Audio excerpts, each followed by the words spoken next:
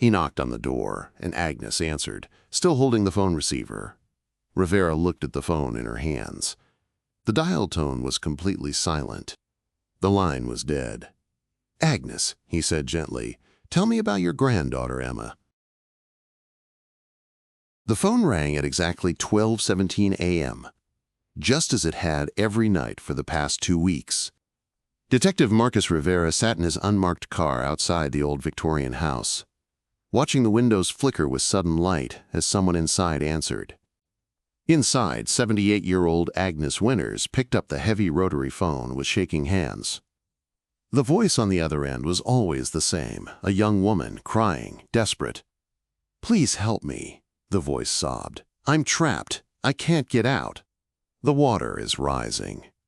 Agnes had called the police after the 3rd night, but every time they traced the call, it led nowhere.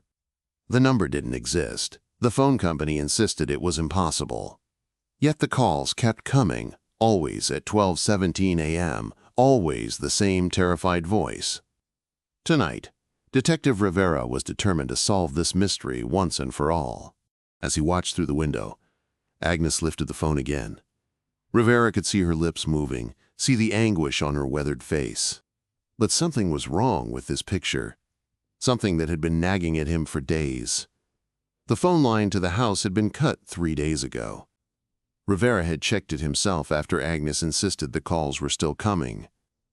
The telephone pole outside showed clear signs of severed wires, damaged in last week's storm.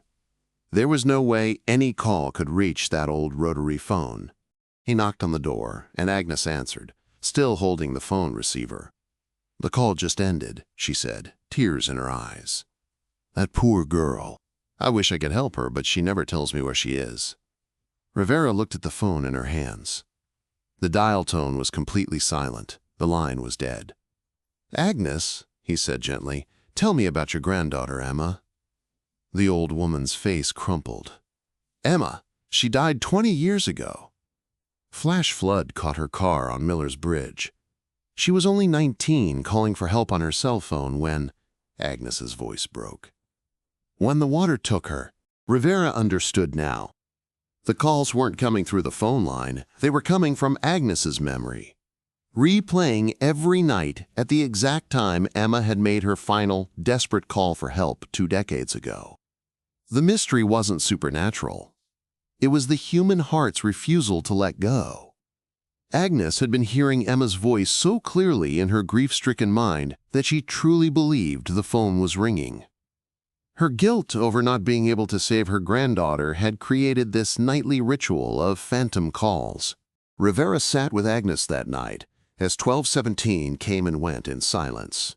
Sometimes, he realized, the most haunting mysteries aren't about ghosts or impossible crimes. They're about love that refuses to die and the tricks our minds play to keep our lost ones close. The calls stopped that night. Not because the mystery was solved, but because Agnes finally had someone who understood that her pain was real, even if the phone calls weren't.